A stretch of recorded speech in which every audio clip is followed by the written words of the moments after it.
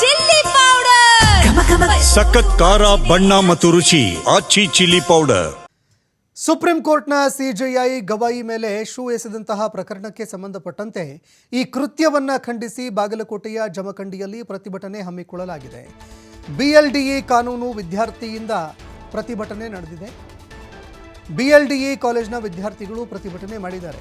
ಜಮಖಂಡಿ ನಗರದ ದೇಸಾಯಿ ವೃತ್ತದಲ್ಲಿ ಪ್ರತಿಭಟನೆ ಮಾಡಿದ್ದಾರೆ.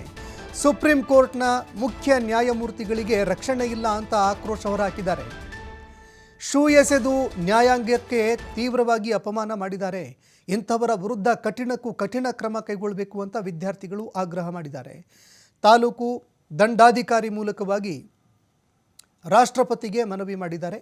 ರಾಷ್ಟ್ರಪತಿಗಳು ಮಧ್ಯಪ್ರವೇಶ ಮಾಡಬೇಕು. ಆ ನೀಚ ಹೀನ ವ್ಯಕ್ತಿ ಏನಿದ್ದಾನೆ ಆತನನ್ನು ಕೂಡಲೇ ಅರೆಸ್ಟ್ ಮಾಡಿ ನ್ಯಾಯಾಂಗದ ಘನತೆಯನ್ನು ಕಾಪಾಡಬೇಕು ಅಂತ ಮನವಿ ಮಾಡಿಕೊಂಡಿದ್ದಾರೆ.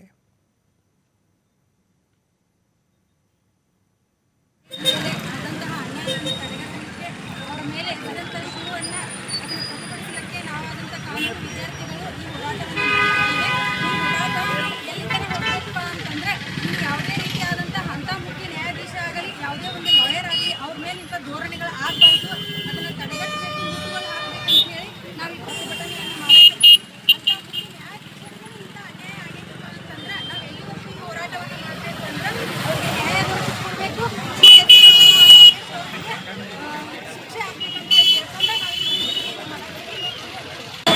ನ್ಯಾಯಾಧೀಶರಾದಂಥ ಬಿ.ಆರ್. ಗವಾಯಿ ಮೇಲೆ ಆದಂತಹ ಅನ್ಯಾಯವನ್ನು ತಡೆಗಟ್ಟಲಿಕ್ಕೆ ಅವರ ಮೇಲೆ ಎಸೆದಂಥ ಶೂವನ್ನು ಅದನ್ನು ಪ್ರತಿಭಟಿಸಲಿಕ್ಕೆ ನಾವಾದಂಥ ಕಾನೂನು ವಿದ್ಯಾರ್ಥಿಗಳು ಈ ಹೋರಾಟವನ್ನು